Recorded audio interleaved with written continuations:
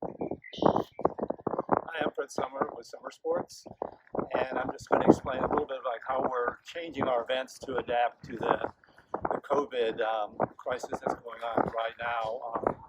The biggest challenge we're going to face is that our events were designed to keep people here longer. People, triathletes and runners are very social people, and part of the event is the experience itself. It's not just the actual race where they're all racing, it's the experience of mingling with other athletes. So now we have to design an event to be the complete opposite of that. We don't want people hanging around. We don't want spectators. I mean, we actually want spectators, but we really can't have spectators because the races are being redesigned to be social distancing friendly, and also to avoid as many touch points as possible between athletes and volunteers and staff and athletes and other athletes. So some of the biggest changes that we have right away are the starts of the event. Normally, the 5K run, which is part of the event weekend, will start with all the runners en masse. So we'll have 600 runners lined up on the starting line, body to body to start.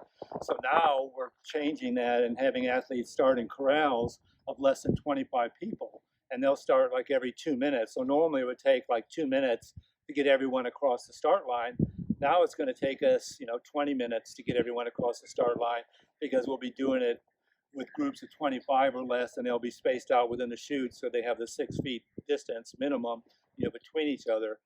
The other thing with the triathlons, we normally start in wave starts, so we're using a combination, and I'm still trying to figure it out exactly, because it's a complicated event because we have multiple distances and multiple events taking place. But we're going to have waves again of less than 25 people, and we're going to widen the start area on the beach, so there's plenty of room for them to social distance. And for some of the event distances, we're going to use a time trial start where athletes will start in single file about 30 seconds apart. So they can line up, and stay 10, 12 feet apart. And then every 30 seconds, we'll start a single athlete to go in the water. So it's going to stretch the start time of the triathlon out for another half an hour or so. Some of the other things we're doing to eliminate the touch points, we're doing away with our beer garden. Instead, we're directing them to one of our local sponsors, the Sun Creek Brewery, where they can go there and get their complimentary beer. But we're not giving beer here where they're socializing. We normally have a big food tent and have like hot food in addition to snacks and fruit. Now we're giving them basically a brown bag lunch with one volunteer with a glove on. We'll hand to them that'll have a few snacks in it, but there's no help yourself to whatever. It's sort of self-serve. All the water stations are going to be self-serve out on the run course. Instead of volunteers filling up cups with water and Gatorade and handing them off, it's just going to be bottled water, and they're going to be on a table. It'll be sealed bottles of water, so athletes will grab their own bottle. We'll have a staff member there to keep the table stocked, but there's no handing off and interaction. We'll also have most of our volunteers and staff in masks the entire time. We're trying to educate the athletes because it's going to be a new style of racing for them. That we really don't want spectators here, but they can come. They just have to space themselves out. So we're counting on the athletes to do their fair share of social distancing as well, because we can only do so much. Another thing we're doing away with is the award ceremony, and which I know for some athletes, they like that moment of fame when they climb up on the podium and get their photo taken. But again, that's a interaction point with volunteers and staff, and a touch point, and encourages people to hang around and mingle, which we don't want. So we still have awards, but we're either going to have to mail them out, or we'll have them at a table where they can pick them up one at a time, social distancing. Right now, we're hoping to kick our series off again, our triathlon season off again on June 27th. That was our first sprint race was actually scheduled for this weekend, or for next weekend on June 6th.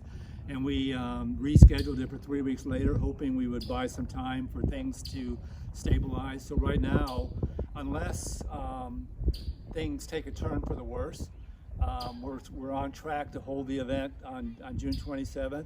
But we're prepared that, should we go into another phase where the number of tests, the number of positive cases are increasing, whatever, and the state starts clamping down a little bit, we're ready to postpone or reschedule or cancel the event, because naturally the safety of the athletes, volunteers and staff, and the entire community is always our top priority. So whatever we need to do, we have to make sure that it fits in with that.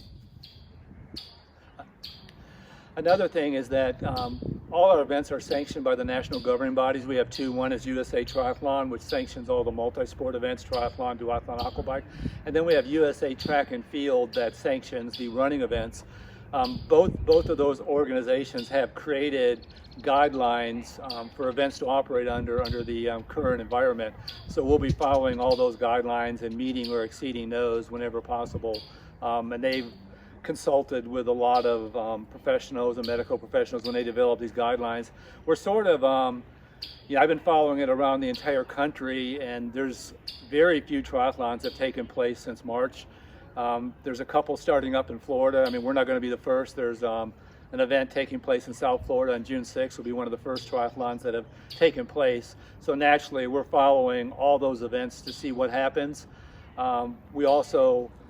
We have concerns because a lot of our athletes are compromised. They're people that have accomplished a lot, and they may have, they may be a cancer survivor, or they may have relatives at home. So there's a lot of people that just won't want to race because they don't want to be exposed or have the potential to be exposed.